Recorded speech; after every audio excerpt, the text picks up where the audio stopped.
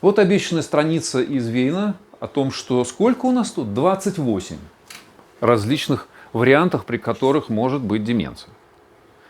Тут и те, что я назвал, и те, что я не назвал. Ну, например, деменция при гипотиреозе.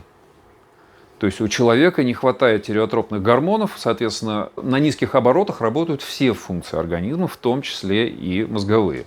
И у человека будет депрессия, обусловленная гипотиреозом, ну и, соответственно, когнитивная дисфункция. И множественные системные атрофии, мультиинфарктные, гидроцефалия, алкоголизм, шизофрения. Короче, любая тяжелая болезнь будет сказываться на когнитивных функциях и приведет в конечном счете человека сначала к когнитивному расстройству, потом и к деменции тоже, если только он не умрет от основной болезни.